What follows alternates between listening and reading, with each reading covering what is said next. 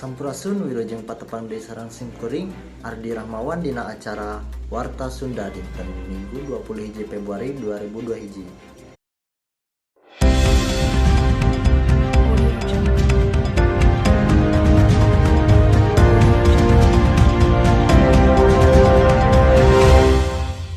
Salami 3 menit kapayun simkuring bade ngadugikeun warta baris nu dipikapindakeun nyaeta Mang Ratus Imah di Cileuweuk Ciningseun Arca Mani Kota Bandung kacaahan balukar walungan Cironggeng limpas ti poe Salasa sore kamari.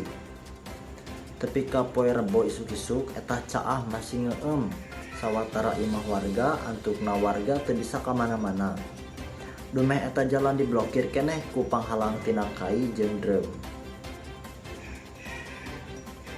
Tepi ka poe Rebo isuk-isuk caah masih ngeueum sawatara imah warga sanajan kitu caah mimiti ngorotan nepi ka 30 cm. 100 petugas Dinas Pembina Marga Kota Bandung nyedot eta cai caah make mesin pompa.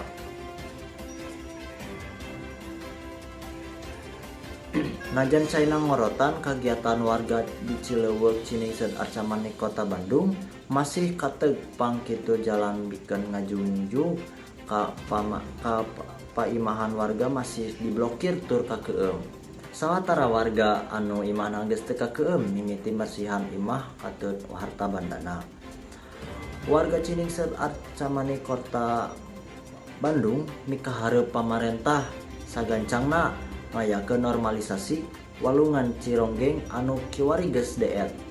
Eta caah nu ngeueum imah warga teh dierog tina limpasna walungan Cironggeng.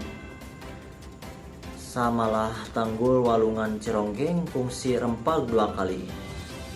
Eta caah anu ngeueum Mang Ratus imah warga di Ciningseun Arca Mani Kota Bandung teh mimitina narajang ti poe malam Rebo balukar walungan Cironggeng limpas ratusan hujan gede nu narajang ka eta Cileuweuk. Mung sakitu warta nu dipikatur ku simkuring. Wassalamualaikum warahmatullahi wabarakatuh. Hurip Sunda.